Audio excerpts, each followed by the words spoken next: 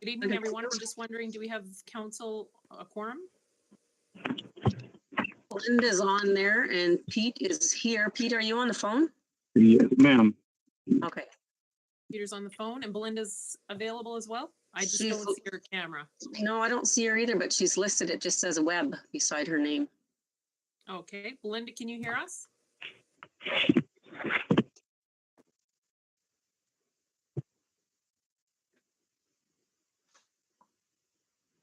Are you contacting her, Gail? We can do the opening. Yep. Items while you figure that out. Okay, if I can get a mover and a seconder, please, to open up the meeting. I'll move it. Moved by John. Are you okay to second, Peter? Yes, ma'am. Okay, be it resolved that we do call this regular meeting of council to order on Wednesday, June 22nd, 2022 at 6:01 PM, and that's moved by John Paroff, seconded by Peter Kistemaker. Those in favor? Aye. And that is carried. Okay, John, would you be able to do our Indigenous land acknowledgement this evening? Certainly. Thank you. Okay, the Council of the Corporation of the Township of Hornepayne would like to begin by respectfully acknowledging that the land on which we gather here today is a Treaty 9, 1905 to 1906 territory, the traditional lands of the Indigenous peoples. As we work towards reconciliation, may we all live with respect on this land and live in peace and friendship with all of its diverse peoples. Thank you, Councillor Paroff. Okay, continuing on with review and note of any changes to the agenda, the approval to the agenda. Just before the meeting, I did ask Gail to amend the agenda to add item 12.4. You'll see that addition, council, is for requesting a delegation with the Ministry of Health on behalf of our hospital, and I can speak to that later. So if I can get a mover and a seconder, please. I'll move it. Moved by Peter, second by John. Moved by Peter Kistemaker, second by John Paroff. Be it resolved that council does hereby approve the agenda as amended. Those in favor? Aye. And that is carried. Okay, disclosure of pecuniary interest and general nature thereof. Declaration of conflict of interest. Council, as you know, you can do that now or at any time throughout the meeting when such a situation arises. There being none now, I will continue on. Item number 6, adoption of the minutes. And Gail, were we able to get Belinda online? Oh, there she is. I was just going to see if she can hear us and she was struggling with her camera, but there she is. Okay, nice to see you tonight, Belinda. Okay, we're just on item number 6 with the adoption of the minutes. If I can get a mover and a seconder for the first ones at 6.1. Moved by John Paroff, seconded by Belinda Kistemaker. Be it resolved that the Council of the Corporation of the Township of Hornepayne does hereby adopt the minutes of the regular meeting of council held on Wednesday, May 18th, 2022, as distributed. Any questions or comments on those minutes? None. I put it to a vote. Those in favor? Aye. And that is carried. Okay, item 6.2 is the adoption of the regular meeting on May 25th. If I can get a mover and a seconder, please. I'll second Moved by it. Belinda, second by Peter Kistemaker. Be it resolved that the Council of the Corporation of the Township of Hornepayne does hereby adopt the minutes of the regular meeting of council held on Wednesday, May 25th, 2022, as distributed. Any question or comment on those minutes? There being none, I'll put it to a vote. Those in favor? Aye. And that is carried. Okay, item 6.3 is the adoption of the special meeting of council minutes. If I can get a mover and a seconder, please. Moved by Belinda Kistemaker, seconded by John Paroff. Be it resolved that the Council of the Corporation of the Township of Hornepayne does hereby adopt the minutes of the special meeting of council held on Monday, May 30th, 2022, as distributed. Any comments or questions on those minutes? Okay, I see none, so I put it to a vote. Those in favor? Aye. And that is carried. And our last set of minutes from the special meeting of council on June 7th, if I can get a mover and a seconder, please. I'll move it. Moved by Peter Kistemaker, second by Para, be it resolved that the Council of the Corporation of the Township of Hornepayne does hereby adopt the minutes of the special meeting of council held on Tuesday, June 7th, 2022, as distributed. Any comment or question on those minutes? Okay, there being none, I put it to a vote. Those in favor? Aye. And that is carried. Okay. So item number 7, business arising from within the minutes. I had just one question, and Gail did clarify for me, because in our first set of minutes, we had a bylaw 1810 was rescinded with a bylaw 1926 replacing it, and I just didn't know what that was. So Gail confirmed with me it was regarding the deputy treasurer. Okay, so moving on to item 8, we have an open discussion tonight on the draft planning fee bylaw. And Gail, did you want to speak to this before I open it up for comment or question from council? Sure, if you like, I'll just read the excerpt from my monthly report. That I think it might help explain things, and just you can ask for clarification if you need be. And if need be, Michael Wildman's on standby if council would like to ask him any questions, because he's a planner and he knows a lot more about it than I do. So I'll just start with the purpose of planning fees is to prevent taxpayers from subsidizing private development and contributing to the profits of others.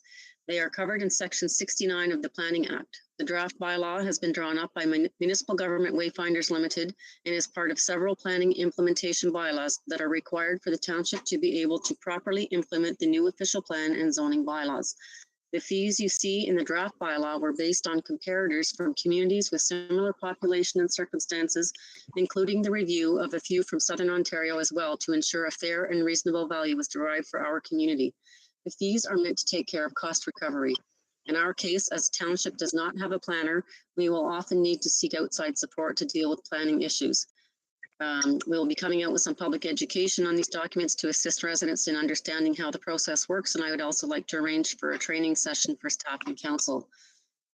Just to go one step further, the other implementation bylaws that will be coming up on the July meeting are site plan control, pre-consultation, the required application forms to make applications for zoning bylaw and official plan amendments, and all that entails, as well as general requirements for document submission.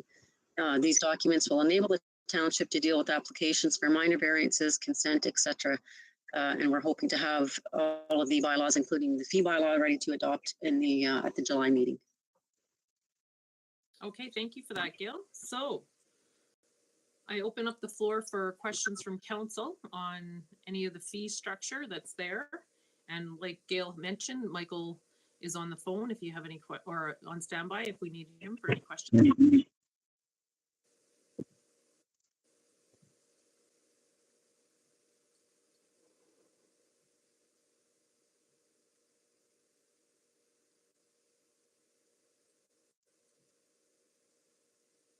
Go ahead, Belinda. Councillor Kistemaker. I just like to say I was glad to see, Gail, your explanation in your report, because when I first saw the fees, I was wondering what the heck. So, and I'm glad you're putting in training and all this, because I think we're going to need it. Yeah, we're going to need it just as much, and we'll have to learn as we go along. Just one other thing I wanted to add, that the fees that were derived for Hornepayne, like for example, the official plan amendment application, the ones that were, I guess, most prevalent in the area were between $1,000 and $2,000, but the lower end were a little bit outdated.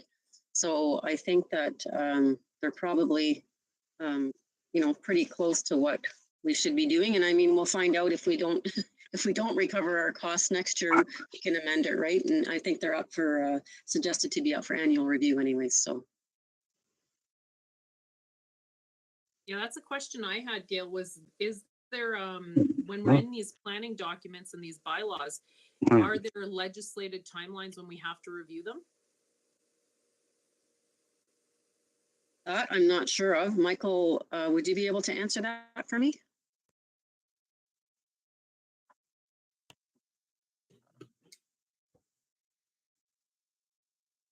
Hi, Council. I know you can't see me right now for some reason, but maybe that's a good thing for you. The province just recently passed a bill. It's called Bill 109, and it is putting a lot of pressure on municipalities to process applications within specified timelines. And in addition to that, if a municipality were not to process certain applications within the timeline set out in Bill 109, you would in fact have to return the money back to the developer. And it goes in stages, mind you, depending on how late you might be in processing it. So it is wise of you to collect the fees, and it is wise of you to be able to have a relationship with a planner who could help you meet those timelines as well. And as Gail said earlier, it's not about making money per se for the municipality. It's about not losing money such that you have to go to your tax base to fund private ventures. So that's the purpose. Okay, so in this Bill 109, it sets out specified timelines that you said, Michael, and stringent, I believe was the word you used. And how quickly are they looking at? Because with our processing at the municipality right now, we hold 2 meetings a month. And I'm more concerned if someone was to put an application in, say, for a change in the end of May. There's the possibility that we'd only have 3 meetings till September. Yes, good question. And the answer is it depends on the type of application that you're Okay. talking about. So they have set different timelines. The tightest one is the site plan process. But in addition, when we look at site plans, so the planning up until Bill 109 said you had to process site plans within 30 days. I can tell you that there are very few municipalities who have ever processed a site plan in 30 days. It's just way too accelerated. So they've extended the timeline on that. And in addition, they have compelled municipalities to delegate the approval of site plans to a person instead of council. So council would no longer approve site plans, and you don't have a choice in the matter. It's been changed, and you have a requirement for that. So typically in a municipality of your size, that would be either if you had a senior planner or your CAO, and in this case, my recommendation to you is it would be your CAO under the advice of a planner. That will help you in the case that you just mentioned, Madam Mayor, that if you had some tight timelines with meetings and whatnot, because it would not have to rise to council.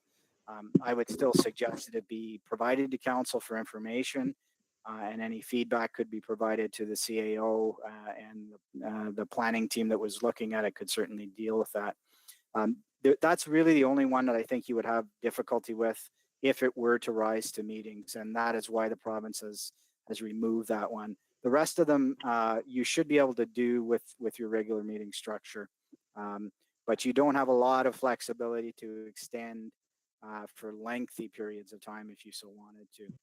Now, having said that, the one point I'll make is that there are opportunities for a municipality to say it's an incomplete application. Now, you have to have justification for doing that, but in that case, the clock, the so-called clock, does not start ticking if an application were incomplete.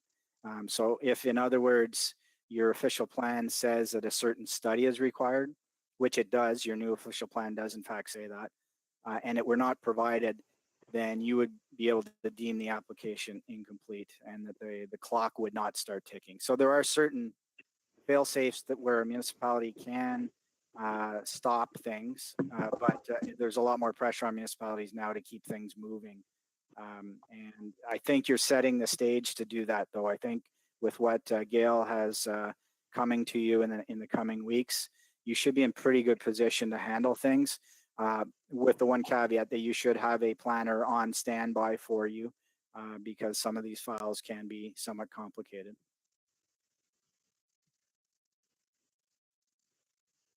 Okay, thank you for that. And I also would like to say, I thank you for the reassurance that it would be a smooth process. I would just hate to see in the coming years that we get hindered or bound kind of bugged up, so to speak, because we can't get through a process if it's a new development of industry or something like that. Yes, and I think that what you'll find is there'll be a great deal more clarity, and you've already begun on that path by the passing of your official plan and your zoning bylaw. Those were timely and they're appropriate, and there's some clarity around what has to happen there. And with these additional policies that will be coming your way shortly, it will take a lot of the guesswork away for your staff who are not planners, but need some clarity when they're processing these applications. And as I said, the one thing you really should do is partner up with a good planner, one that you know you can count on to be there to process applications when they come up in a timely manner. Okay, thank you for that, Michael. So council, do you have any other questions or comments? This is an open public discussion, so I will be opening it up to the public once council is finished with their initial round of questions. Councillor Paroff, go ahead. Yeah, it's more of a comment. I too was kind of confused when I saw what was on the schedule, and I'm very glad to hear that training will be provided to us. And right now, I don't have a lot of questions, and I look forward to the discussion. Thanks. Thank you, John. I do have a question, Gail. If we, upon passing the bylaws in July, if that ends up occurring, so they wouldn't be looked at again for 1 year? They would fall under that they've been passed and done, and then in a year from now they can be looked at again. Is that correct? Correct, yep. Yeah, okay.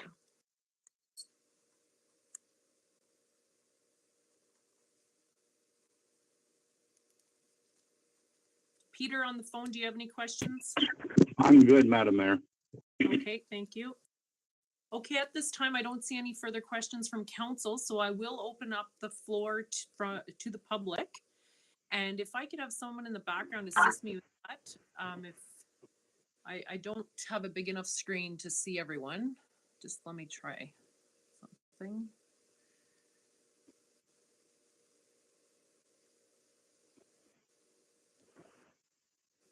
Oh, I might have it here. No, I still don't. I'm missing a few people.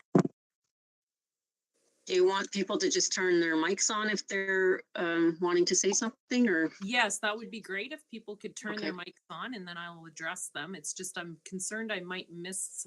It's saying we have 13 participants, and I'm only able to see 12 on my screen. So I'm not sure who. I think it's because one's on the phone, probably. Okay.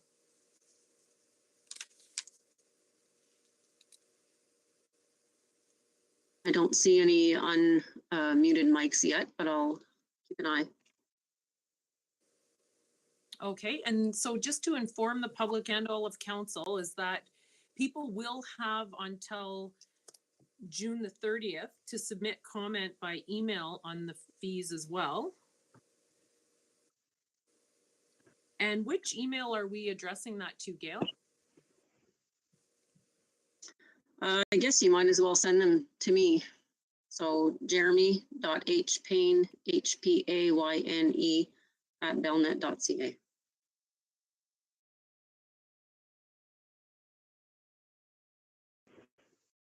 Okay.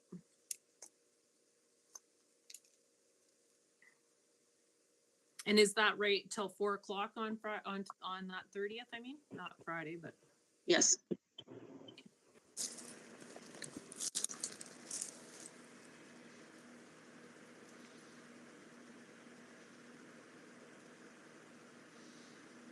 Okay, I'm not seeing any further comments from the floor or anyone unmuting their mic. So I'll bring it back. I did. Oh, sorry, I didn't see that. Go I ahead, didn't see that either. Michael. I'm wondering, is the other mic still around? I am, yes. Yeah. I'm really perplexed at the height of the fees that are set for Hornepayne. I would suspect the answers would be a little easier than a big municipality, less people to deal with, etc. But I went looking at just two municipalities right now. One was North Frontenac, and the other one was just Manitouage, and the prices are like half. And then on top of that, I was just wondering if you might be able to explain the fees of why you, on top of the expensive fee, you need $5,000 in retainer. I know there are some big jobs, like if you have to do engineering, a really tough engineering job, but I was wondering if you could explain the costs of typical planning situations, maybe of switching the zoning bylaw or official plan, the big Right. official plan amendments. Okay, Yes. just to clarify, Michael, on your question. So the first question was where the pricing had come from.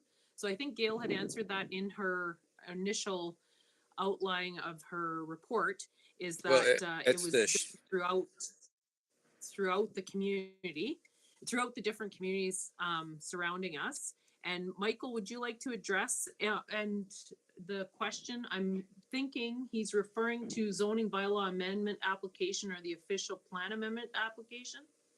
Yes. no, So- not all. So I understand what you're saying. There are many municipalities who have not adjusted their fees in many years, and that's sometimes it's a decision, a conscious decision, and other times it's not. It's just something that falls by the wayside. Those That's the question. municipalities, yeah. So those municipalities that do have fees and do update them usually do some research. It's every fee is appealable. Anyone can appeal a fee under Section 69 of the Planning Act. So they need to be defensible. I'm confident that these are defensible fees. The point is to ensure that taxpayers are not paying a portion of the freight of processing a planning application. The province has made it clear in their planning legislation that development must pay for itself, and that is why the fees are there. With respect to the $5,000 fee, that's an as required fee. So on a simple zoning bylaw amendment application, that fee would conceivably not be required. However, if there was a hydrogeological study that was required to be completed before the zoning bylaw could be processed, that is a specialty field of engineering that's quite expensive. And the township would take a $5,000 retainer. And if the engineer that they retained to look at it charged, say, $2,000 or $3,000, the balance would be refunded to the proponent. And conversely, if the fees ended up being over $5,000, then those would be recovered from the proponent as well. Could you not just list that nothing will be done until the proponent pays the fee that is estimated? Yeah, so there are two reasons that can't happen, and I was alluding to that earlier. Is there are certain delays in the process that the Planning Act contemplates, but with the passing of Bill 109, the planning regime has gotten a lot tighter in terms of timelines for processing. So I wouldn't want to expose the municipality to not only not collect the fees that were owed to them, but also have to pay back other fees that they may have collected as part of the application. Secondly, this is a practice that has come about with small municipalities because they have had proponents apply and go through the process, and the municipality has in good faith paid those engineering peer review fees only to have the developer walk away and not pay the municipality for those costs, and therefore the taxpayer ended up incurring those costs. So this is a pretty standard practice. You'll see it quite a bit across the province. And it's a pretty fair one in that they only pay for what fees are incurred. Oh yeah, I wasn't saying for the municipality to pay it ahead of time, but just to give them the bill and say, this is what we need from you, or we're not doing it, type of thing. Leave it up to them rather than needing a high retainer.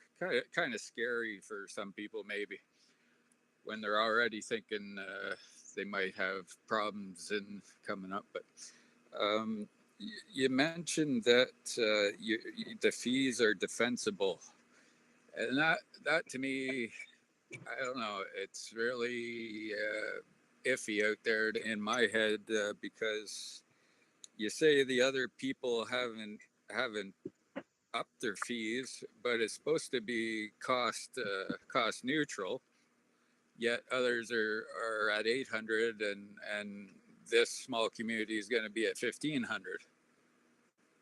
Maybe it can be defended, but is it really proper? And are you really helping yourself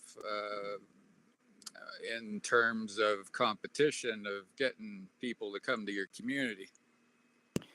Yeah, the competition comment or argument often comes up. I've never seen it once be an actual factor in whether a developer chooses or doesn't choose not to develop within a community over, say, a $1,000 administration fee. I've never seen it once become a factor, and one of my colleagues is a retired developer, and he has never once seen it happen either in his experience as well. Well, yeah, when you get up into the heavy planning, yeah.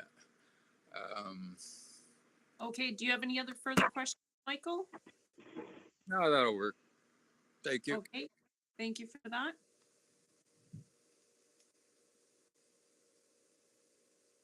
And are there any other further questions from the floor? I'm looking at the mics right now to see if.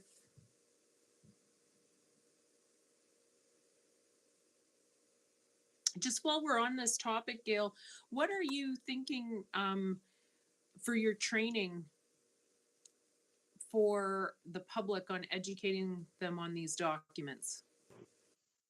Well, Michael's going to provide us with some information, so we haven't really talked in detail about what that might look like. So we'll be doing that in the next few weeks before the next meeting. Okay, and that's just figuring out what the training is. You're not going to be providing the training in the next couple weeks. No, well, no, but we should be doing it all fairly soon. Again, didn't really think that far ahead yet. But it's going to have to be pretty soon because we've got people asking for these things already. So we're not going to have much time to dilly-dally about it. I mean, and when council and staff have their training, I mean, that's going to be an open, or could be an open meeting. I would suggest that it would be, and then people can tune into that as well. Oh, I like that idea. Council, that sounds like a good idea as well. Yeah, I'm seeing some heads nodding yes. Okay. Okay, I don't want to rush matters along because if people have questions, this is the opportunity to ask them. I'm not seeing the mics unmuted, so I'll go back to council at this time if they have any further questions for Michael or Gail.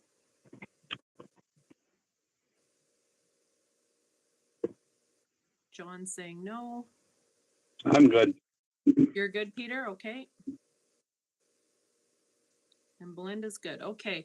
Well, I think what I would like to do, because we did a lot till 6:45 for this, if the staff could watch, if anyone new was to come on to the meeting before 6:45 for this item, that we would give them the opportunity to ask a question or address the item. But I would like to move on, and conscious of everyone else's time, that we move on to item 9, managers' reports. Unless, Gail, was there anything further that you would like to wrap up before we move on? I didn't give you the opportunity. Not really, just to say that, like, from my point of view, and I'm sure from everybody's point of view, this seems like a really complicated, or, you know, it's going to be, not maybe not complicated, complex new issue or whatnot that we're taking on. So I think it's kind of hard to have questions right now before you know too much about it. I think as we go along, we'll find where our weaknesses are and where our lack of knowledge is, and learn from there that way. And I mean, I could have put more and more and more into a report, but it's not going to mean anything to anybody. It's just starting to mean something to me. So the next meeting, hopefully we'll have more information to provide along with the documents, and hopefully it'll be helpful that way. So no, just that it's really a learning process, and I'm not very far ahead of you, so we'll have to be patient with each other, I think. Okay, great. Okay, council, we'll move on then to item number 9, managers reports. If I can get a mover and a seconder, please. Moved by Belinda Kistemaker, second by John Paroff. Be it resolved that the council of the corporation, the township of Hornepayne, does hereby acknowledge receipt of the manager's reports provided at the regular meeting of council held on Wednesday, June 22nd, 2022. And our first report is the CAO report. Gail, did you want to speak to your report before I open up question or comment to council? Sure, I'll just add one thing. You may have noticed public notice went out just about 4:30.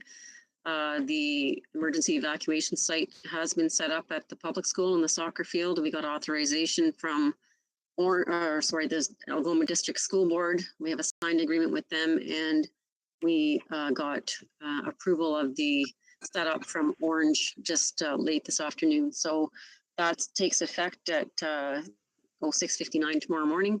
So any emergency evacuations will be happening by helicopter from that location as of then. And just that the airport project is ahead of schedule right now. So they're going great guns. I was speaking with Dwayne and the engineer this morning, and he's very confident that they could be done, a week earlier. So can't hold them to that. You never know if they run into a supply issue, but so far it looks good. So that's exciting. Yes, that's great news. Okay, council, do you have any comment or question for Gail and her report?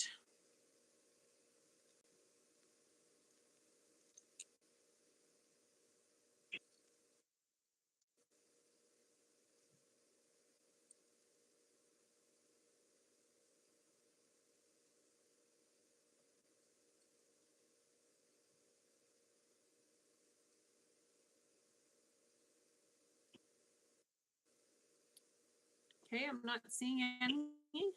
Peter on the phone, do you have any questions? I'm good, Madam Mayor. Okay, thank you. I do have one question about the Tourism Excellence North best practices mission that yourself and Stacy went on, Gail. Is that as we make meetings happen over the next course of 6 months, if anything happens, I'm assured that Eileen will be involved into those, just so that we have transition. Yeah. Yeah, Okay. absolutely. Yeah.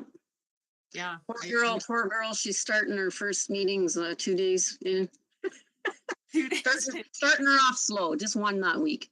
But yeah, no, she'll be in all the meetings from now on. Okay, great. I'm excited. I really like that portion of the connections that you made. It's, best to learn from those who are already doing it and doing it successfully. So any other further questions for Gail? Okay, I don't see any. Then we'll move on to the Client Service Manager's report.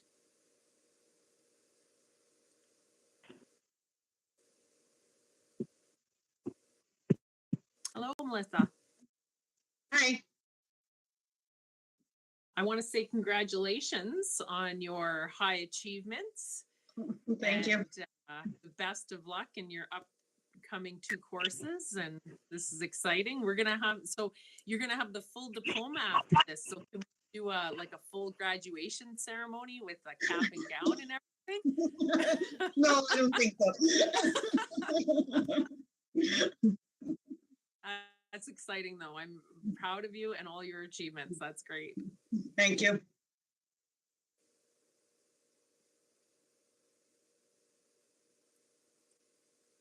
Any questions from council?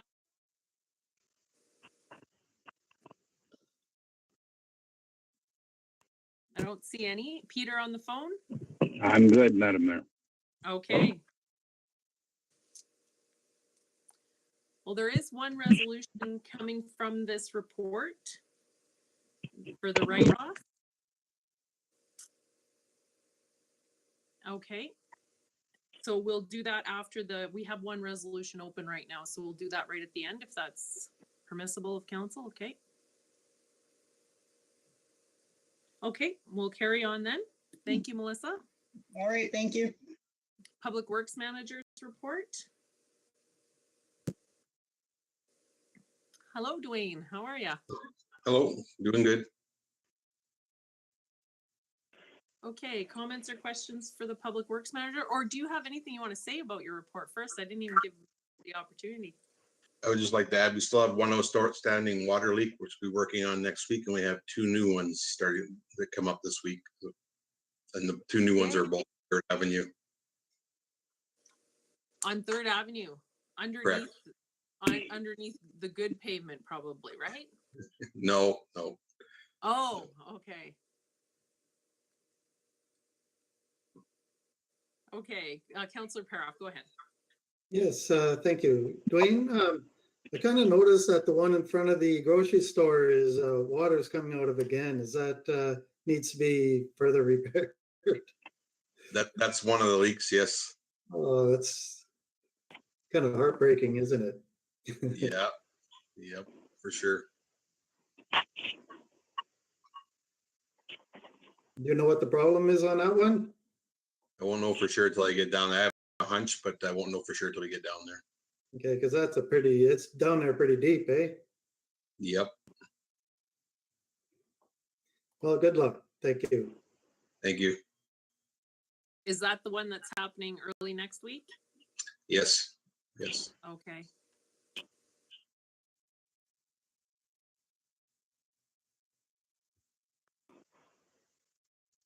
Okay, I did have one question because I did get to see the video that was created about Herbert Ave and the way it looked. Just what kind of, do we have a procedure of what kind of substructure we put underneath there when we do a dig to ensure that it's not, that we're putting the proper material? I'm just concerned because when I saw it, I think that there's quite a bit of still play in that ground. Yes, most of our roads have a lot of silt and clay in them. Yeah. The town could never afford to backfill them with pure crushed rock, so we used lots of the material that was existing, and then we put a cap on top of crushed rock. Okay.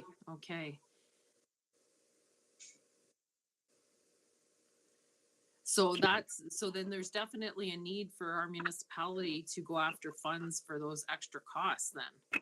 Because if our entire road system is that way, we can't afford. So like how many feet are we talking about if we were to backfill with crushed rock with the proper material? If you should be B gravel on the bottom end and up to an A gravel, but like I say, everything when the streets were built in Hornepayne, they were just filled back in. When we redo the roads, as like 3rd Avenue it'll be done properly. But back in the day, it was none of our streets are done with proper backfill. Right. But my concern is now that when we're opening up the streets, I don't want to be putting, like, I'd like us to advocate to get that extra money so that we can fill them properly. Usually we usually don't have an issue with stability. That's just a really bad spot, and also the raw water lines right there too. Okay. Gail, did you want to speak? Go ahead. Yeah, you were just asking how deep, and I think that particular dig was about 12 feet down, wasn't it, Dwayne? Yes. They're not all that. Some of them are 7 or 8 feet. Some are 14.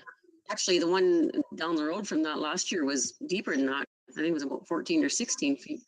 Mhm. So just depends on the location. They aren't all consistent.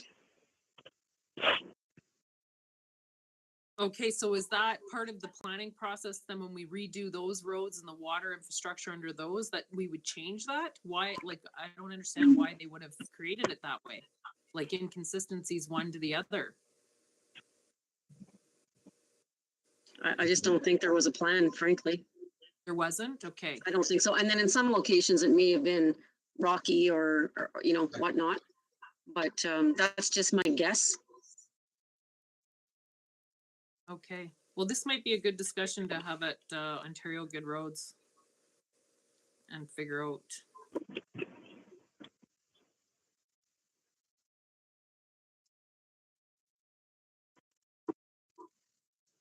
Have you looked at any training, Dwayne, in regards to water and road infrastructure?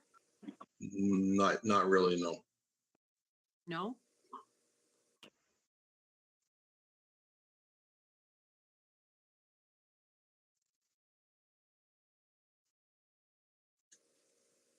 Okay. I think that might be something we're gonna have to look at. I don't know what's your feeling on that, Dwayne? Trying to find the time.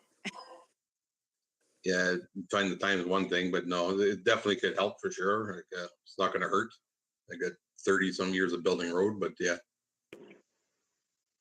Right, is there, well, it's a little different though within a municipality than what you're used to. Sort of. Yeah, I'm just thinking, because I'm thinking of forestry, right? Is this what we're talking about? Yeah. In Yeah. that background, is that there wouldn't be, like, there wouldn't be infrastructure under the roads, right? Nor asphalt either. Or, true enough, right. Okay.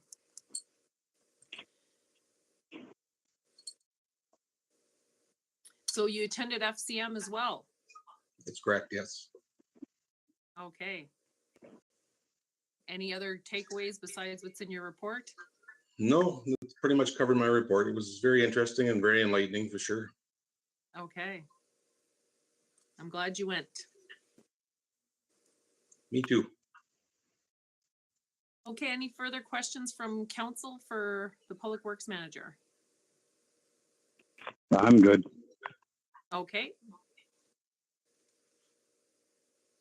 Okay, we'll carry on then. Thank you, Dwayne. Welcome. And we have our Economic Development Officer. Hello, Stacy. How you doing? I'm good. Nice to see you. Just want to add a few things at the beginning. So we had our first kickoff meeting with our consultants for the arena yesterday. So that went really well. And we're just finalizing the schedule for the design portion and the administration and the tendering. So that's exciting. And we had our first public consultation meeting for the CIP last week, and that went very well. And we're actually getting quite a few comments from the community in the last 24 hours. That's good news. But if there's any other. Great. Okay. Well, that's great news. So the arena's planning is underway. So there'll be public consultation for that as well. So when do we see the dates being available for the public for that? So public consultations, probably we're figuring it's going to be October. October, So okay. we'll have either have between 30 and 60% design. So it'll come to council before that on the draft. And once we get the geological surveys, by then we'll already have the accessibility audit and the energy audit. So that all the planning and groundwork should be done, and the beginning of the design should be started. Okay, great. So if the public consultation is going to be happening in October, then sometime in September, we'll see this draft planning near the end, probably. Council's there'll be a few, I think 1 or 2 times we'll probably come to council before that or provide information. Okay, great. That is exciting. That is exciting. All this hard work and, all these application and background tilling of the soil, and now we'll be able to see stuff come to fruition. Like, this is exciting. So, okay, council, do you have any questions for Stacy? Go ahead, Councillor Paroff. Yes, thank you, Mayor. I do have a question for you, Stacy. It's more of a clarification. It's page 1 of your report, the Community Improvement Plan. The RFP was issued on the 12th on 2021, November of 21, but it's extended till December of 22, or is it 21 as is written? Just trying to find it in my report, John. It's right at the bottom of page 1. Maybe I have a different copy than you because mine says December 10th, 2021. Yeah. Yeah, we initially, John, if you remember, we initially had put out the proposal and we had to extend it to allow for more time to get proponents to issue, I believe, right, Stacy? Yeah. So we only had one. So we extended it because we had some amendments to it, but we've actually hired the contractor in February. So we had kickoff meetings over a month ago, and our first community meeting for the CIP was last week. Okay, sorry, thanks.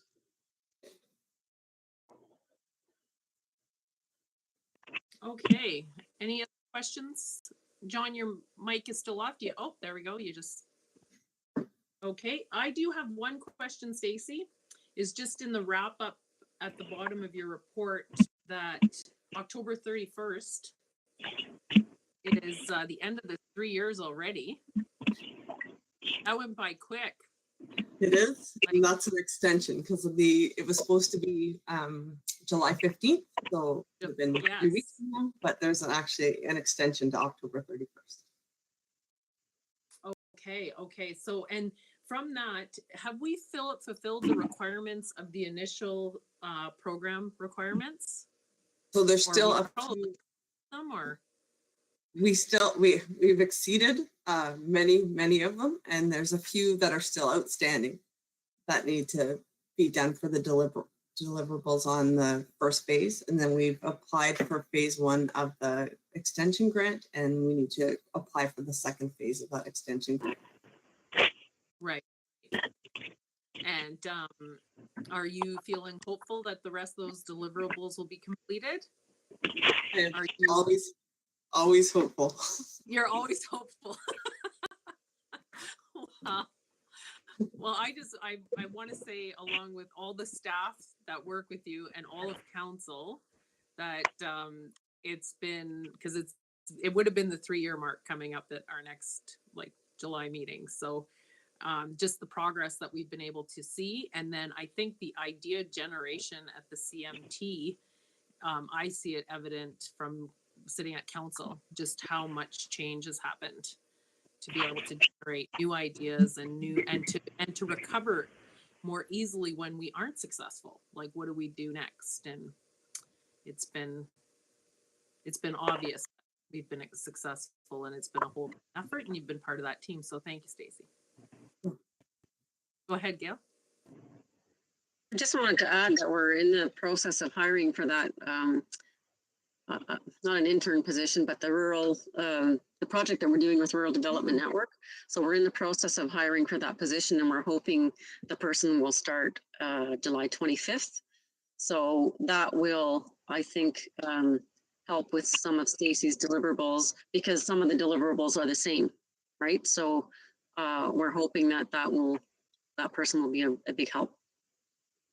Great. Yes. So am I right to assume we had applicants and that sort of thing? If it's July 25th, you said the starting date? Yep. I actually sent a letter of offer out today, so see what happens. Awesome. Great to hear. Good stuff. Okay, that was my only comment for Stacy for your report, and looking forward to seeing the Pavilion Park finish this year. That's pretty exciting to have all those new things put there, and to have a washroom right downtown. That's pretty cool. So exciting. Okay, council, I leave it out to you for any questions. Peter on the phone, do you have any questions for our economic development officer? No, I'm good. Okay. Okay, then I return to the original resolution that we acknowledge receipt of the manager's reports. Those in favor? Aye. And that is carried. And we did have one resolution from the reports, and that was the write-off the attached accounts receivable. And if I can get a mover and a seconder, please. Moved by John Paroff, second by Belinda Kistemaker. Be it resolved that the council of the corporation, the township of Hornepayne, does hereby write off the attached accounts receivable accounts in the amount of $58,850.73 for the reasons stated. Any further question or comment on that motion? Then I put it to a vote. Those in favor? Aye. And that is carried. None opposed. Okay, moving on to correspondence action items. The 10.1 is the rural economic development and rural broadband strategy.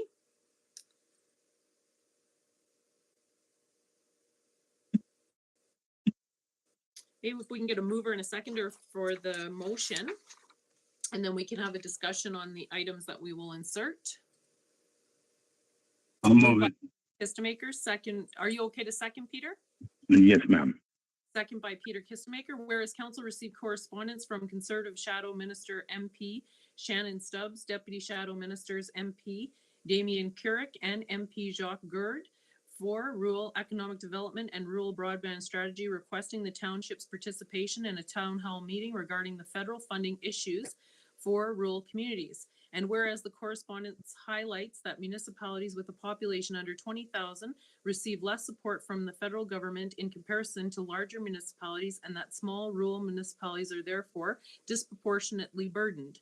And whereas it has been a priority of council to try to effect change in the way small northern and rural municipalities are dealt with by other levels of government, and whereas the shadow minister and deputy ministers for rural economic development and rural broadband strategy have requested that council provide a list of what they feel are the 3 most important issues impacting economic development in Hornepayne. Therefore, be it resolved that council does hereby agree to have the township participate in a town hall meeting as requested, and identifies the following as the 3 most important issues impacting economic development for our rural community. And I open that up for discussion for council.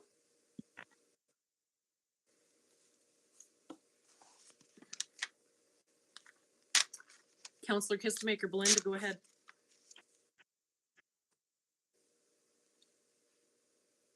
Well, I don't have these in order, but mainly number 1, it's staffing having to deal with us. And number 2, is the money that we've had, money and time actually that we've had to put into this and not get anywhere. How many times have we done something about broadband, and the bottom line is we can't do anything because of our local situation, you might as well say.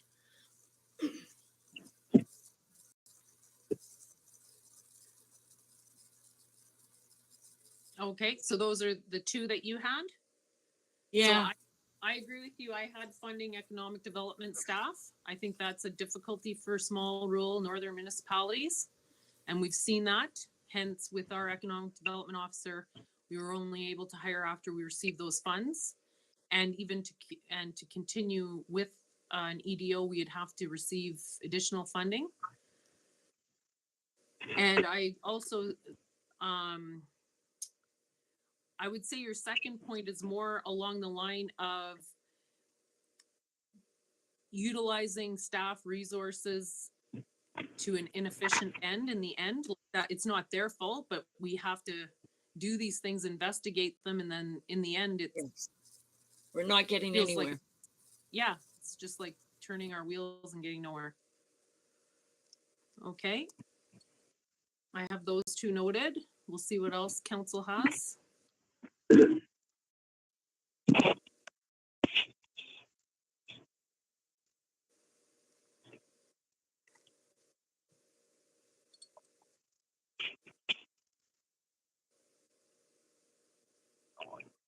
Councillor Paroff?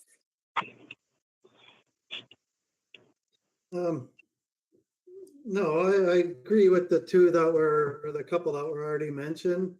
I mean, we need a lot of things for this community, right? So those are those are ones to target on for sure. Okay. Thank you for that. Councillor Kistemaker on the phone. Peter, I'm good. you're good? Okay. The other two that I had listed was, I find that attracting new business to northern communities is difficult. I see that, I'm not sure how we can word this in the resolution or the motion, is that we're looked at resource-based industries, and I think that needs to change for Northern Ontario. I've been saying this for a few years now, that we have to become knowledge-based, that there has to be a knowledge industry sector. And we see it even with our own community. Our own lumber that's produced here from our forest gets shipped to get houses built elsewhere. Whereas we need to bring that to the north. The Northern Ontario needs houses. We should be building them up here. We should be all benefiting from that cycle of industry, and not, because we know just even with tourism dollars, if $1 is spent outside of our community, that dollar multiplies in that other community. Well, the same thing with our industry dollars. If our raw goods are being shipped, I don't know what that multiplication factor is, but I'm sure it's pretty significant. And then those communities, wherever it's shipped to, if it's Southern Ontario in the case of the housing business, that's just creating synergies down south that aren't being created in Northern Ontario, which again just gets us in this cycle of boom and bust, because they were continually kept within a resource-based industry. So, which I don't want to see stop. I want to see us supplement it. And the other thing that I feel is hindering economic development right now is housing. I heard it just on our my hospital board meeting today, was we have staff within our community that would like to stay, and they can't find 2-bedroom accommodations within our house. So that is definitely affecting our ability to attract economic development. People can't even come up here to and right now, well, we've got the hotel coming, which is good. And we've seen that in the past, that people couldn't even come up to look at investment, let alone stay here. So those are, so there's 4 actually there. I'm wondering if we can combine the staffing issues and the broadband, not utilizing our resources effectively within the staffing. What do you think, Belinda, putting those 2 together? Yeah, you're good with that? Okay. Gail, can I get some assistance on the 1, 2, and 3? Which order did you want to put them in? I'm not, I think the first one would be the economic development staff, the funding. I would think that would be the first one, because if we don't have staff, we don't have any. So, well, way to actually, pursue. okay, so yours, unless you're combining that staffing one with the first staffing one, you're still going to have 4, unless you want to submit 4. And did they actually requested 3? They requested 3, but I don't think they're gonna turn us away if we have 4. I was thinking with the wording, I'm just gonna skip to the next one for a minute. I was thinking wording for the knowledge-based industry was diversifying. I don't know if that's will fit, but or shifting to knowledge-based industry.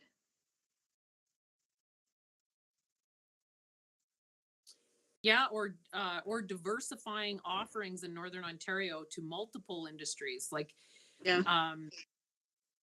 Even just because I'm thinking about like our doctor shortage in Northern Ontario. Well, when was the last time, I haven't heard of this, maybe there has been one, a Northern Ontario doctors conference. So like that's not so much knowledge-based industry, but that's more of a bringing the knowledge here as well. Like, Yeah, well, it's diversifying, right? So I think I like that word. Yeah, I like it too.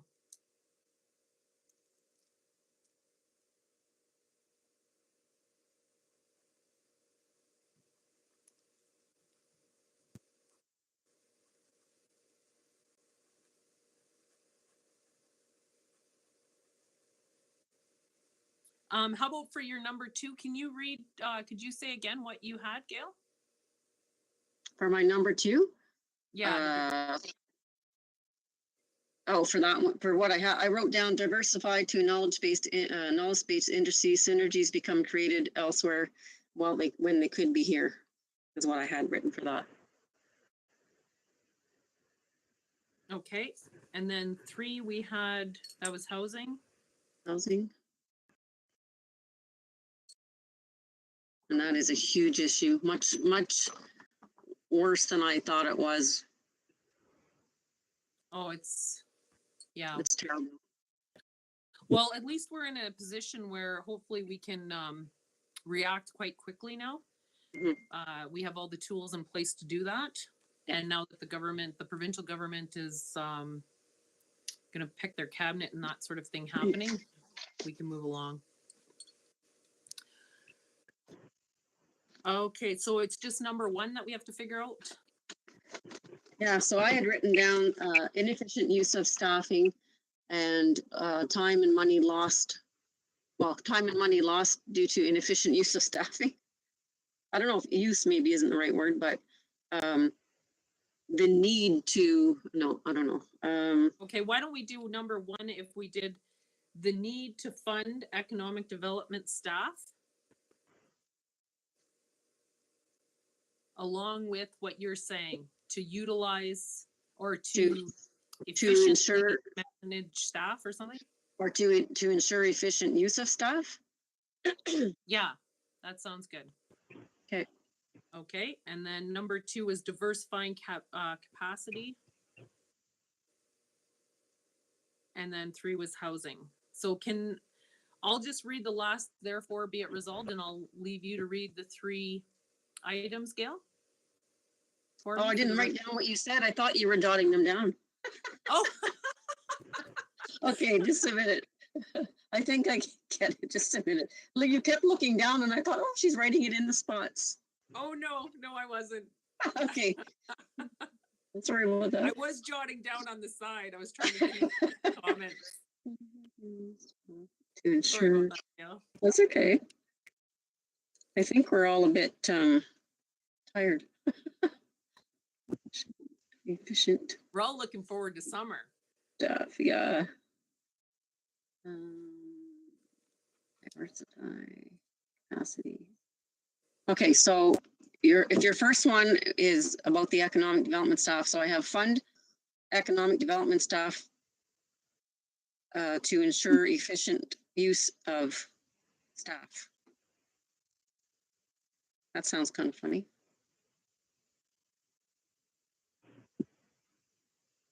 How about resources, not staff? Yeah, yes.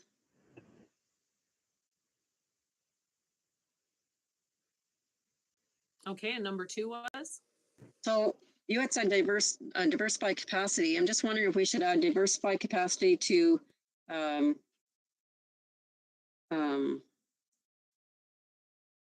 about to host and participate in the knowledge industry, knowledge-based industry? Yeah, you could do that, or I was going to say diversify capacity to explore other. I don't know if you could say knowledge-based industries, or to explore other industry sectors, or I'm not really sure what the right word is. I like that. I like industry sectors. I like the word explore. So diversify capacity to explore other industry sectors. Yeah. Yeah, I like that. That's all encompassing. Because that's what we need. They got to offer funds for that. And 3? Housing. Do we want to expand anything, council, on that portion of housing? Desperate housing shortage. No. I can tell you there is one. We should we'd probably get noticed if we started with, what are those old prospector tents? On all our vacant lots, put a prospector tent. You can come live in Hornepayne. Okay, so we'll just leave it as housing. The lack of availability or new housing. Housing, lack of housing. Lack of housing? of Okay, housing. lack of housing. Okay. Do you think we should, going back to the economic development, do you think we should say fund local economic development staff? Yes, yes, yes. It has to be local. Because we don't need another Toronto firm telling us how to do it in Northern Ontario.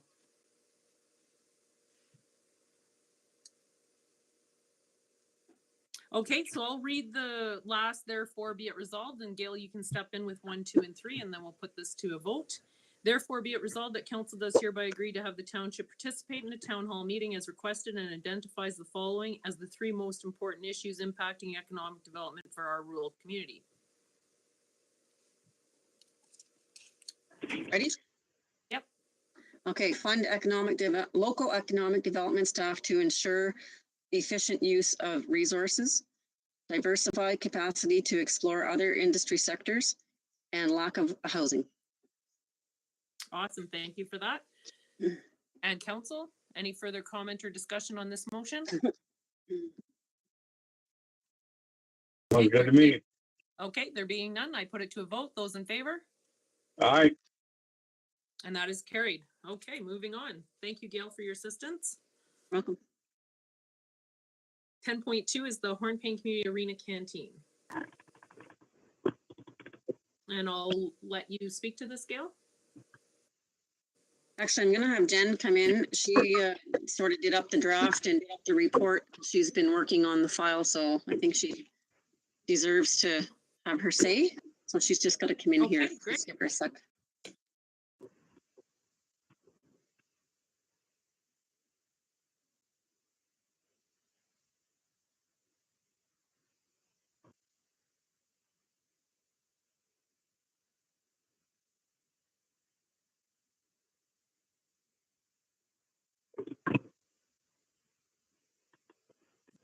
All right. First, I wanted to start off by giving a quick apology because I realized that for some reason when I turned my draft of the agreement from Word document to PDF, it messed with the spacing. So if you notice that, I apologize. It was good on Word. It didn't translate to PDF. No worries. Sure. So the current canteen operator has provided notice that they will be ending on August 31st. So council, I'm looking for direction about if you want to firstly put it up for rent again. The considerations for that are that we will be starting our renovations, but the plan for the renovations are to be from, I believe, May to September, and they're supposed to not, their goal is to not affect winter operations at the arena. I looked at the rental rate, and over the time that the canteen has been running, they also have a storage, so I added that into the drafts. There's been increasing pressure from the government, even, I don't know if you remember Mayor Ford, but in our delegations, they mentioned as well that it's important for municipalities to focus on cost recovery, and it makes us more likely to be successful with applications if we show that we are focused on cost recovery. So taking that into account, I recommend potentially raising the rent a little bit. I didn't change too much off the drafts. It was originally, when it was set up last time, it was an RFP. And the people who applied or bid could put their own rent price in there as part of the proposal. So I think it would be a good idea to change it from them putting in their rent to just a fixed rate. From my understanding at the time that it was set up, it was still kind of in the air and there wasn't a system down. But now that we have had success and it's been rented, I think it's kind of a good idea to just have a set rate that council decides on. But once again, just recommendation. I've also listed the equipment that is provided in the canteen that is the townships, as well as some of the things that people or like the operator might need to or may want to provide, but that would be at their own cost. Yeah, I'm not sure if there's anything else, if anyone has questions. Thank you, Jen.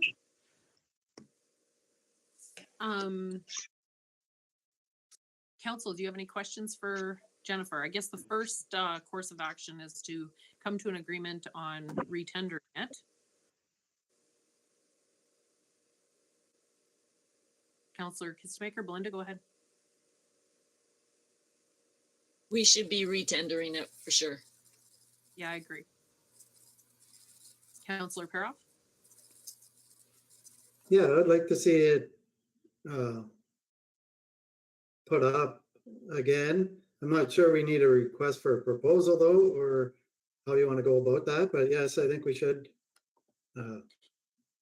look for renters anyways. Okay, and Councillor Kistemaker, Peter, I just want to voice. I agree with the other councilors that put it back up for tender. Okay, great. I do agree, John, but it needs to be looked at just because we're tendering for one season and then it will, whatever happens next year during the construction phase. I'm not sure. My concern is about liability. Is if that we have major construction happening up there from May to September, I'm not willing to jeopardize the township for a matter of a small rental amount. But I would be willing to, I think this is a discussion we have to have. I'm just trying to air my thoughts out, is I would like to give the first access at renewing the tender. Like, do we put it out as a short tender and then re-tender it? Jen, do you have any comments on this? Yes, so I meant to clarify and blanked. I switched it from an RFP to a public tender so that it's less official. It's like not as time consuming for applicants and for us. And in the agreement, I have it listed as right now where it's for winter season specifically, and if they want to choose to run it during summer season, they can. So I was thinking potentially council could discuss if it's not usable during the construction, so during the off season, if we want to just kind of not rent it during that period, or, but it should, like, based off of the construction plans at this point, it should be usable and the facility should be usable during winter season and winter sports season. Okay, I like that. Councillor Peroff, I see you're unmuted. Go ahead. No, I like that. I like the explanation there. I think we should think about offering it for the summer months in case somebody does want to go in there for the summer. I don't know if anybody will or not, but you know, it'd be nice to get somebody there. Yes, I'm in agreement that eventually, once it's all renovated, that we do have year back to year round.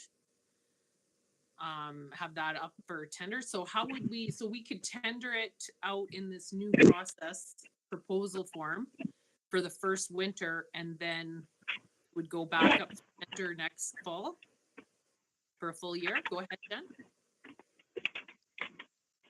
I just wanted to clarify, I did write it in my report, but that it would be September to April is when we would be, like, when the goal is to have it free. like when construction won't be occurring. So it can run from September to April, but it's kind of May to August is when construction will be taking place. Yes, yes. So this first tender would be from this coming winter months. So they potentially could take over right September 1st if they wanted. Okay. Is there any discussion on council on that? My concern is if we do get someone that wants to tender and then they can't operate, they do want to do summer, do we enter into an agreement to exclude those months and then allow them a longer tender? Because I think our first tender was for 3 years, I believe we tendered. For 1 year? Oh, we did an initial 1 year? Okay, 1 year and then 2 years. Okay, well, we could do that. We could follow suit with 1 year and then do a 2-year agreement like we did in the past. The only thing is, don't forget, there's a second phase of this project that's going to take place in 2024. That's going to be renovations on the inside of the arena, which again should be from May to September. So just to keep that in mind, that you may or may not want people in there at that time, or maybe you do this for now and let the incoming council decide on the next one. I don't know. Because timelines shift as well. Who knows, right? Yeah, that's true. That's true. Well, I'm good to tender it for this winter with them being vacated from the building to not hinder construction next spring, next May.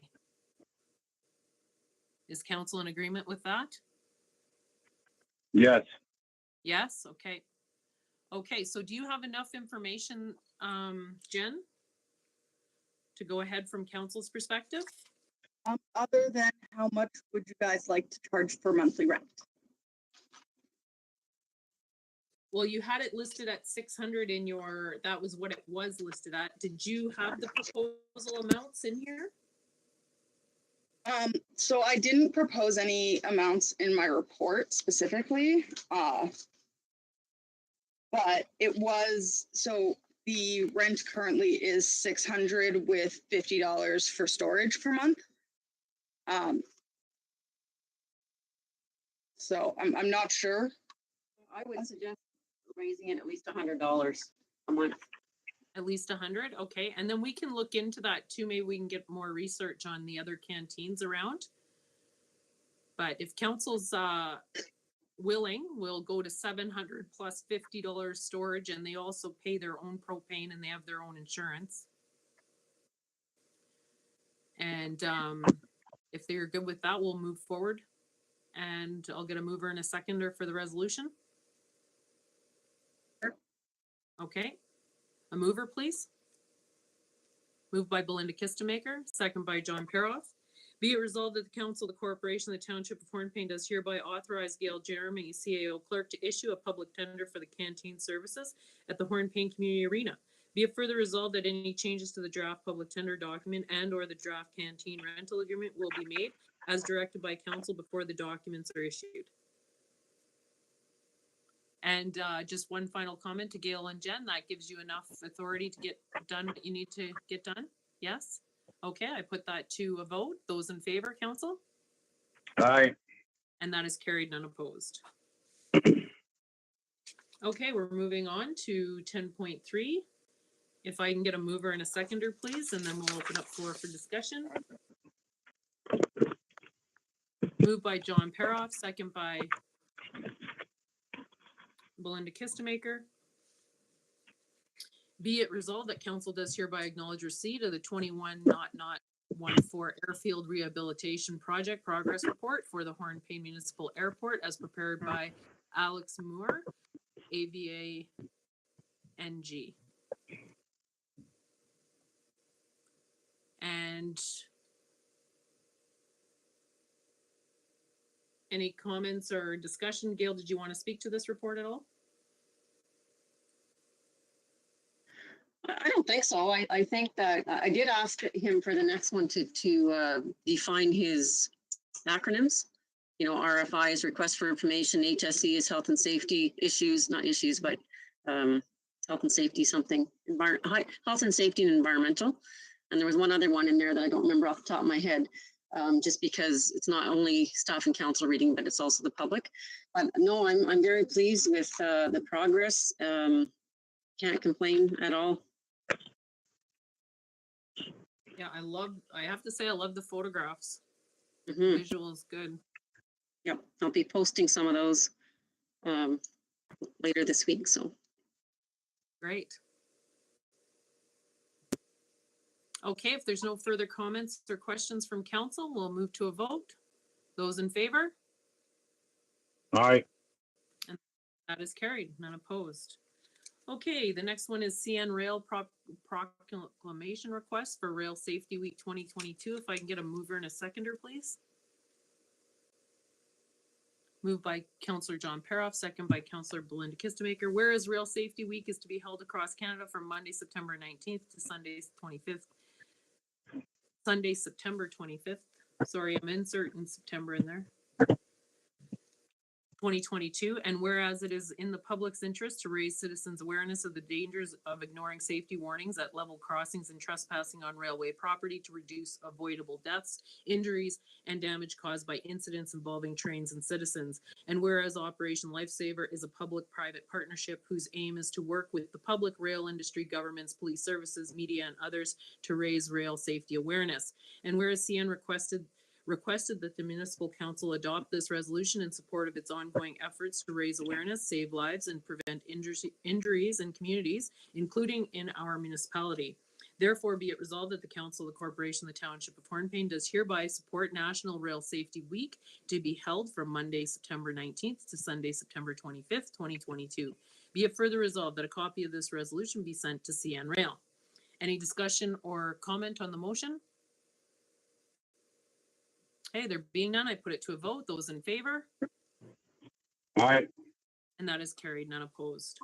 Okay, moving on to 11, correspondence information only. If I can get a mover and a seconder, please. I'll move it. Moved by Peter Kistemaker, second by Belinda Kistemaker. Be it resolved that the Council of the Corporation of the Township of Hornepayne does hereby acknowledge receipt of the correspondence information only package attached to the agenda of the regular meeting of council held on Wednesday, June 22nd, 2022. And there are a few items in there. Is there any comment or discussion on the information only package?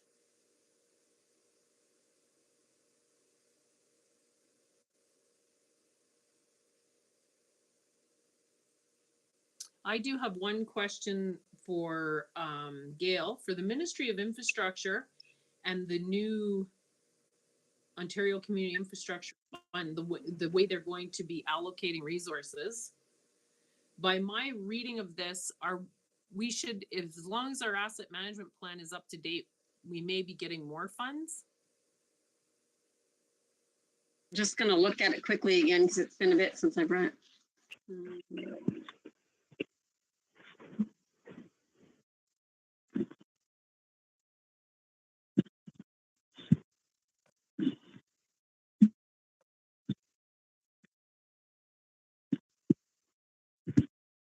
Well, it looks like they're going to be using the updated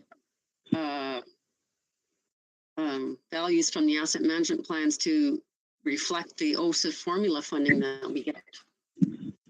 Yeah, I'm wondering. I don't know if that's good or bad. It should be good, but I'm wondering if we have to make a meeting with AMO and get a clear understanding to ensure that we're meeting all the right, like our asset management plan is topping us out on the money that we need. Yeah, we could. I mean, we've met the requirements, so I don't see why it wouldn't. We're right where we're at, where we need to be at. I mean, but I mean, certainly if you'd like to have a meeting, we can ask for one. I think it wouldn't hurt because there might be areas that we're missing, even though we're meeting the requirements.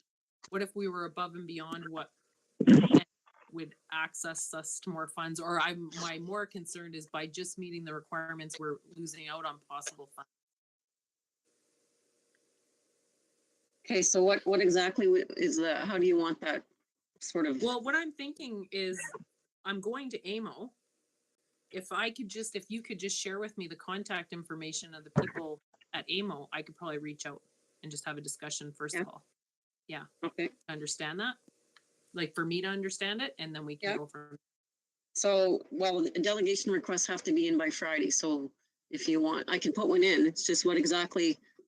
Oh, I guess don't how want, would you- I don't want a delegation. I'm just thinking about Oh. the actual personnel at AMO. Oh, okay, People that work Okay. on this file, just knowing Okay. who they are to ensure that okay, State, myself, Eileen will possibly be there so that we get introduced to them and we have a good working relationship. More of that idea. yeah, okay, no problem. Okay. Okay, if there's no further comments on the correspondence information only. Okay, I move the motion to a vote. Those in favor to accept the correspondence information only package. Okay, Peter on the phone, you accept the package? Yes, I do. Okay, that is carried, not opposed. Okay, item number 12.1, proposed council meeting dates, July to December 2022. If I can get a mover and a seconder, please. And then we can have a discussion. Moved by Councillor John Paroff, second by Councillor Belinda Kissmaker. Be it resolved that the Council of the Corporation of the Township of Hornepayne does hereby agree to set 2 regular council meetings per month in a virtual and or hybrid meeting room setting, with the expectations of July, August, November, and December for the following dates and times for the second half of 2022.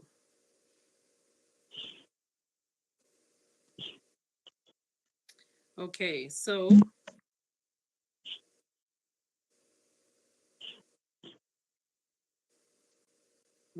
they're all on Wednesdays except the Tuesday, November 15th. It's the inaugural meeting of the incoming council. As you all are aware, council, we are completely finished our duties on November 14th. And they're all at 6 p.m. My only concern is, and for this next while, I work Wednesday nights, like after this meeting late. I don't get much sleep. I'm wondering if the possibility of moving them to Tuesdays is available.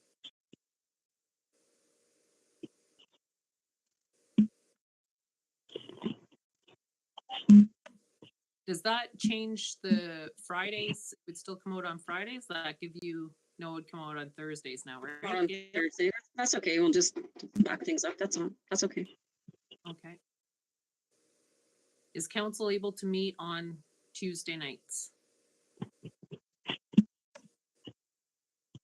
Yeah, I think I can. Okay, I'm good with Tuesday. okay. Belinda? That's fine. Okay. And I know, Gail, you're away on Tuesday, August the 9th. Do you want to keep the Wednesday, August 10th as is?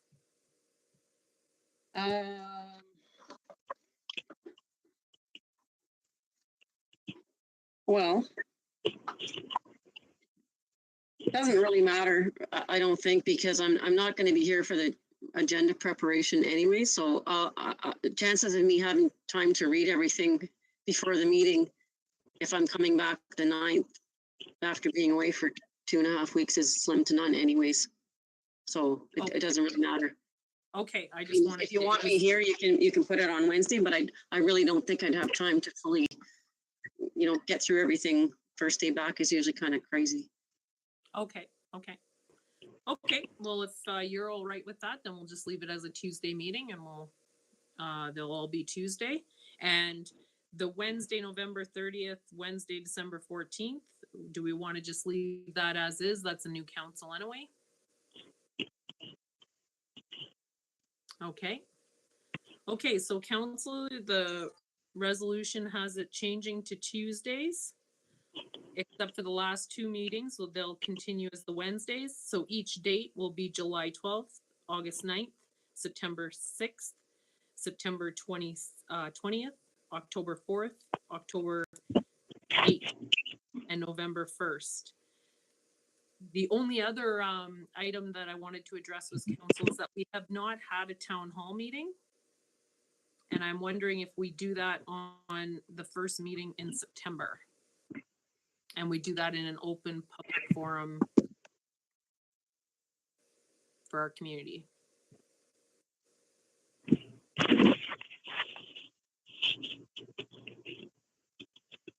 I don't even know council, have we had, under our council, we've had one town hall, no, two town halls, I believe, eh? Before COVID hit? It's so long ago, two, we had two. Well, I just think for fulfilling our duties as council, that it would be beneficial to have an in-person town hall meeting. And on September the 6th.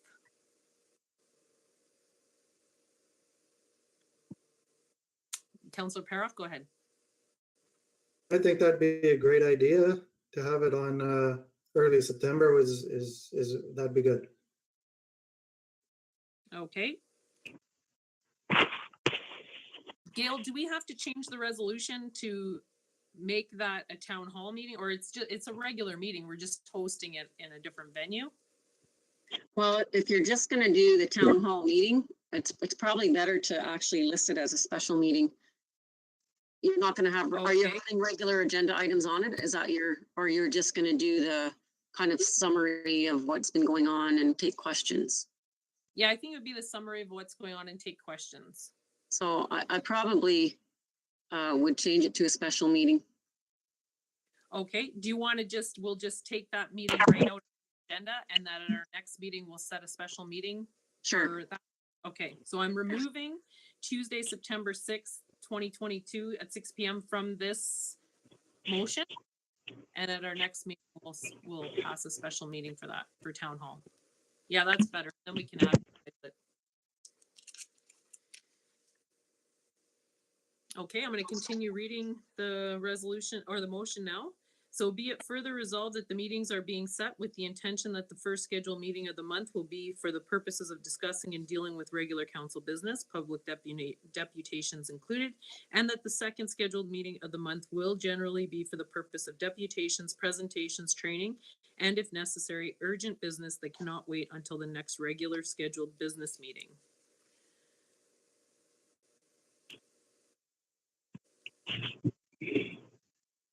And I just have one question on the resolution or on the motion, Gail.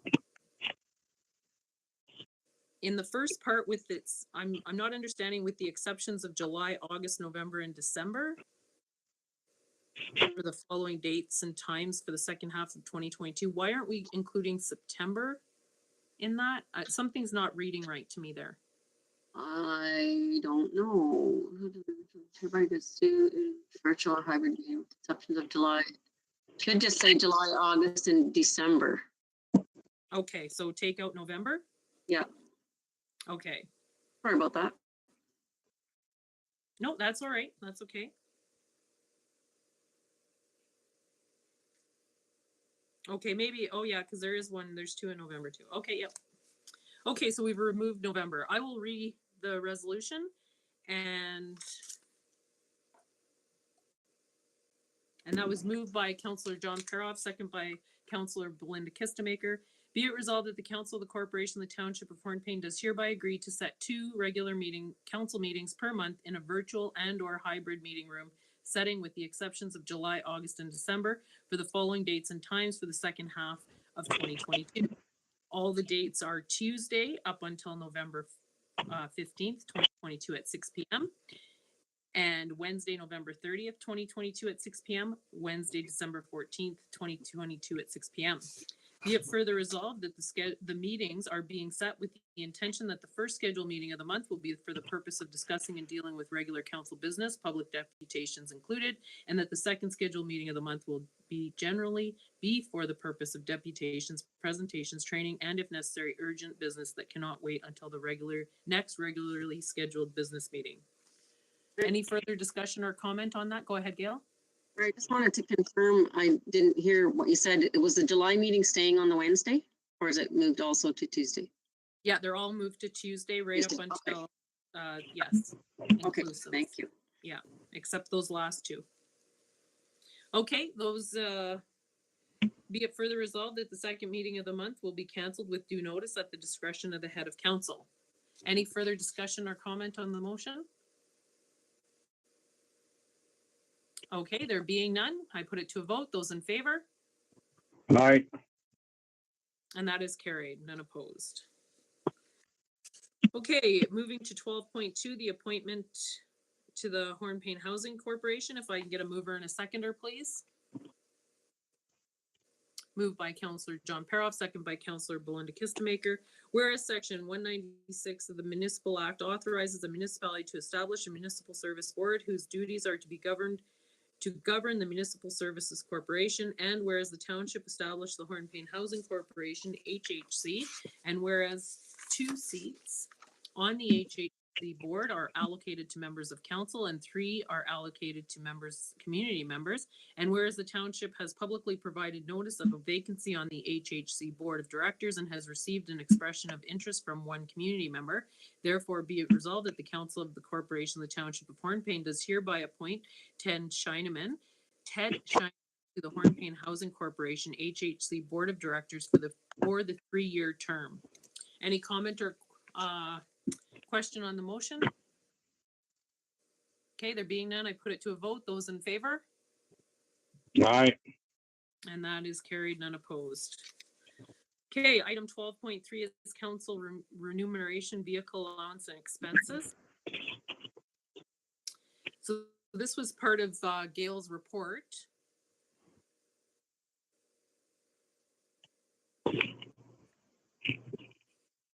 Do we want to do if I can get a mover and a seconder and then we can discuss the motion? Moved by Councillor John Paroff, second by Councillor. I'll second it. Oh, I have Belinda there, Peter. Okay. Belinda Kistemaker. Whereas council feels it is expedient to conduct a review of council remuneration, vehicle allowance, telephone, and any other related council expenses prior to the end of their current council term. Therefore, be it resolved that the council of the corporation of the township of Hornepayne authorizes the CAO clerk to perform an internal review based on comparators from similar communities, hire an independent third party to perform a comprehensive comparative review. Be it further resolved that any required funds to be taken from within the approved budget, if possible, that a maximum of 5,000 outside of the budget is hereby approved, should those funds not be available. Okay, comment or question on the motion? The first question I have, Gail, is we're not sure if we have the 5,000 within the remaining council budgets. Is that? Yeah, there's still some expenses to come out of there, so the treasurer can do her best to estimate, and there will be, I think there will be some, I'm just not sure if it will cover all of it, but I think we can probably take the remaining, if it's 5,000-ish, I think we can probably take the remaining portion from another portion of the budget. We were talking about it, and I don't remember exactly where she said it would be from, but I think it's doable. It's doable, okay. Councillor Paroff, go ahead. You know, what kind of bothers me is that every time we need something done, we have to go outside of Hornepayne to hire a third independent party to get the review. You know, at this right now for this, I'm kind of in favor of performing an internal review based on comparators from different communities. You know, Okay. Thank you for that, Councillor Paroff.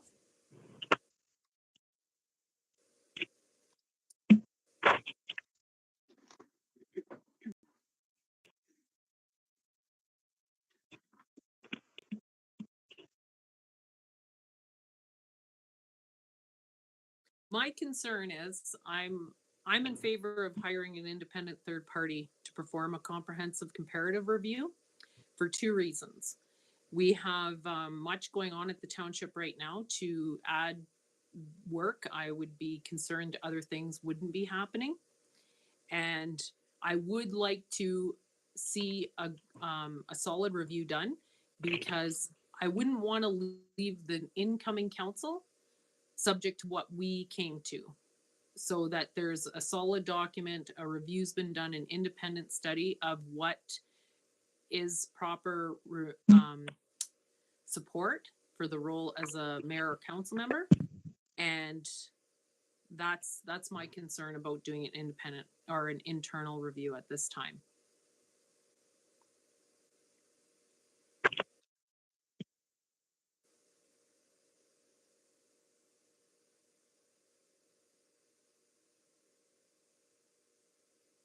Councillor Kistemaker, Belinda, or Peter? I kind of agree with the with you, Madam Mayor, on the account on the point of an outside party, only because of doing due diligence, and there's going to be a lot of questions asked, and just about accountability. It's going to cost a little bit extra, but there won't be any questions.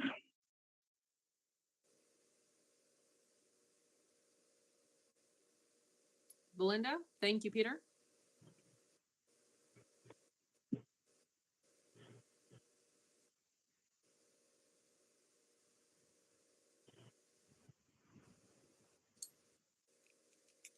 I have mixed feelings on this one, but when it comes to accountability and not having the township do that, yeah, I agree with you. Just because it will be a report, and it will be there shouldn't be any questions if we have it. Yeah, I think because of the position we're in right now, that it would be the best for accountability. But I do agree with you, John, that it should be set up in a process where it's within each term of council. That's something that the staff does, maybe in the second year, or it becomes a process. Because and then once we see the report, how they do. And the other thing too is there have been different expenses that we have burdened on our own, just even being online and through this COVID time. So if we are going to always have hybrid meetings, that capability, that's maybe something we want them to look at as well, is what does that look like as an expense? And how do we protect, another question is that how do we ensure that we're protecting ourselves and the municipality when we're hosting from home, which is part of that compensation.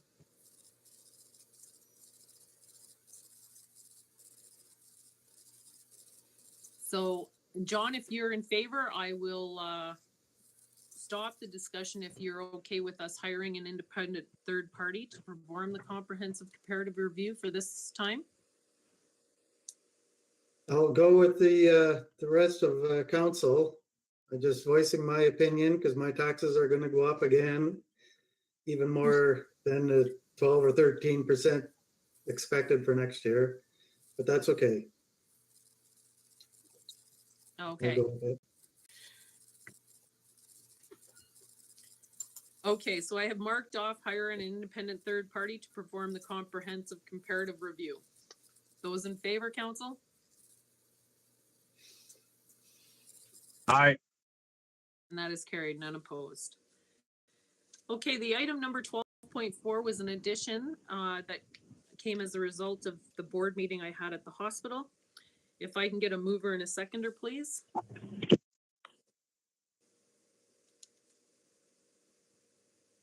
I'll move By it. Councillor John Paroff, second by Peter Kistemaker. Are you okay to second, Peter? Absolutely. Okay, be it resolved that council does hereby direct the CAO clerk to request a delegation with the Ministry of Health, MOH, at the 2022 Association of Municipalities Ontario AMO conference. And just for clarification for council, This would be similar to the delegation that we've done in the past. We did one for long-term care on behalf of the hospital. So they'll do the background work.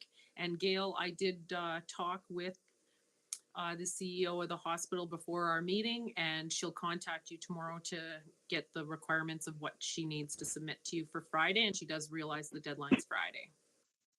Okay. So any further questions or comment on that? There being none, I'll put it to a vote. Those in favor? Aye. And that's carried, none opposed. Okay, 12.5 is council committee updates. If we can do a round table. And I'll start with Councillor Belinda Kistemaker.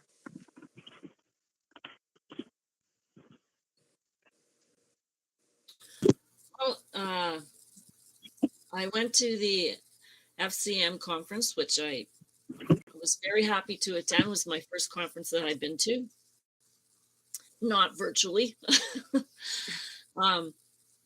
It was kind of fun to finally talk to people about some of the things that we're doing in our community. And when you start talking to them, there you can see the expression on their faces that they think that we're doing quite a bit and to keep going. So one of the talks that we had was, or that I was able to attend to, was when Wendy from Shunya Township was talking for the North, and she did very good. I'm impressed with her. And I laughed because one of the statements she brought up was all these electrical stations that are going up, and basically in Northern Ontario, we can't plug into a tree. So I was quite impressed with that statement. The trade show, I really enjoyed the trade show. I couldn't get over how many things we are making out of garbage now. It's unreal. It's a real eye opener. We're making cinder blocks and paving stones, and it's all coming out of our dump, and it's amazing, and it's strong, and looks like it's something that we better keep an eye on. Or might as well say our dump is going to be very resourceful for our community, maybe in the future. So yeah, it was kind of fun, and just to hear and just to see. So I'm glad that I attended. That's about it. Okay, glad to hear it. Glad to hear it. I'm glad to hear the good report that possibly we have buried gold in our ground, in our garbage.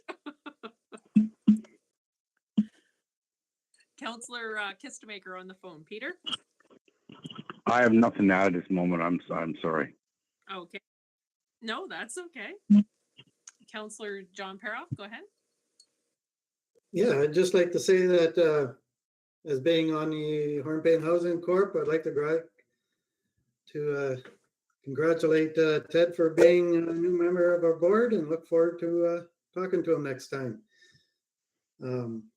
Nagagami Forest LCC, I think we're on hiatus until September, and things are going well. We're looking for new people to come aboard.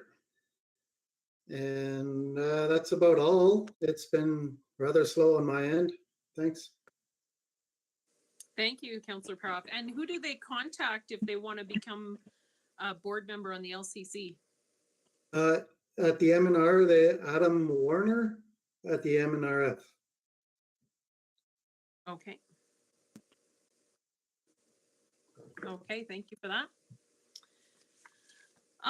From myself, I did attend a meeting with Wawa OSB. So we did a background meeting just on where they're at and what they're looking at hiring over the next year. And so they have their website is Wawa OSB that's up. They're looking at hiring 140 people by next spring, and they're going to do a lot of in-house training as well. So they're looking at starting their own training program, which is pretty impressive, and trying to keep people in the north and hire from the north. And I did share with them that CFNO hosts the job fair in March. and hopefully they'll be able to be part of that. And I also did a tour in our community for Dougal Media.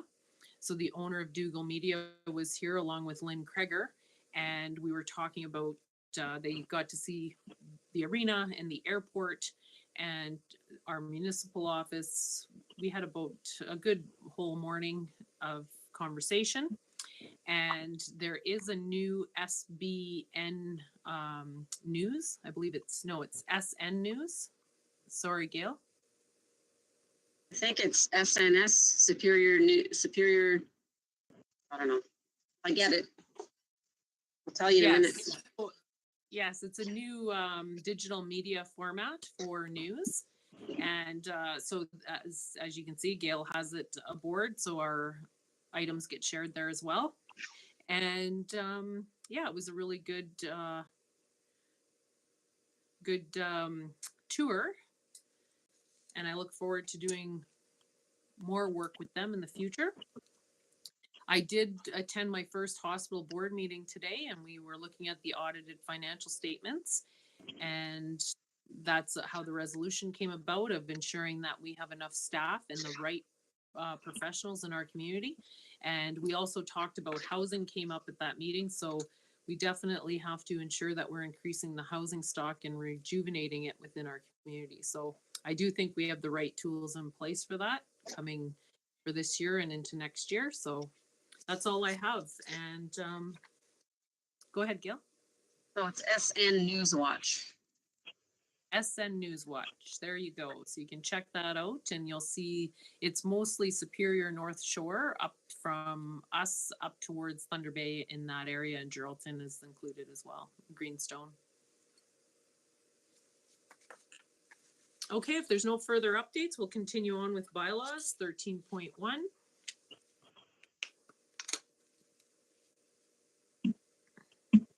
Gail, did you want to speak to this at all? Sure. Just mostly I'm kind of frustrated because I had several discussions when we were going to enter into this agreement with Cital in the first place to do the digital online telephone election. And they assured me that we wouldn't have to do this extra expense and deal with this extra company, because we could do our voters list manually. And it was the head of the corporations that we were meeting with.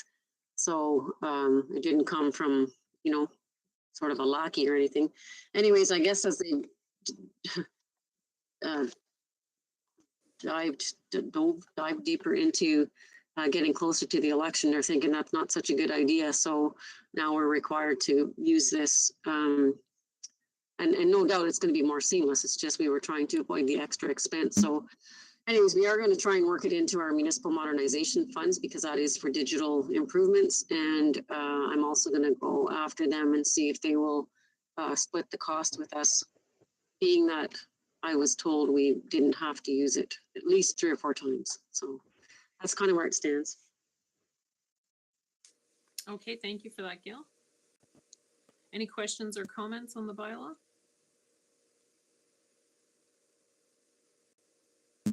Okay, if I can get a mover and a seconder, please. Moved by Belinda Kistemaker, second by John Paroff. Be it resolved that bylaw number 1934, being a bylaw to enter into a voter list management services agreement with Comprint Systems Incorporating, doing businesses as DataFix, to provide an election management system, EMS, for the 2022 municipal election, be hereby read a first and second time and be considered read a third time and finally passed. If there's no further comment, I put that to the vote. Those in favor? Aye. And that is carried, none opposed. Okay, 13.2 is a bylaw for the engineering agreement for the community arena rehabilitation and expansion. If I can get a mover and a seconder, please. Moved by Belinda Kistemaker, second by... I'll move it or second it. second by Peter Kistemaker. Be it resolved that bylaw number 1935 being a bylaw to authorize an engineering agreement between the corporation of the Township of Hornepayne and JL Richards and Associates Limited to provide community arena rehabilitation and expansion design, project management, and contract administration for the Hornepayne Community Arena be hereby read a first and second time and be considered read a third time and finally passed. Is there any comments or question on the bylaw? Gail, did you want to speak to it at all? No, not really. It's just the standard engineering agreement that you have with engineering firms when they're doing this type of work. Okay. Okay, if there's no further comment or question, I put the bylaw to a vote. Those in favor? Aye. And that is carried and unopposed. Okay, item number 14, motions and notices of motions. There's none, so we're on 15, adjournment. If I can get a mover and a seconder for our confirmatory bylaw, please. Moved by Belinda Kistemaker, second by John Parrott. Be it resolved that bylaw number 1936 being a bylaw to confirm the proceedings of council at their regular meeting held on Wednesday, June 22nd, 2022, be hereby read a first and second time and considered read a third time and finally passed. Those in favor? Aye. And that is carried and unopposed. Adjourned. If I can get a mover and a seconder, please. I'll move it. Moved by Peter Kistemaker, second by Belinda Kistemaker. Be it resolved that council does hereby adjourn this regular meeting of council held on Wednesday, June 22nd, 2022 at 7:56 p.m. Those in favor? Aye. And that is carried. None opposed. Okay, it was good to see everyone, council, and take care, and we'll see you in a couple weeks.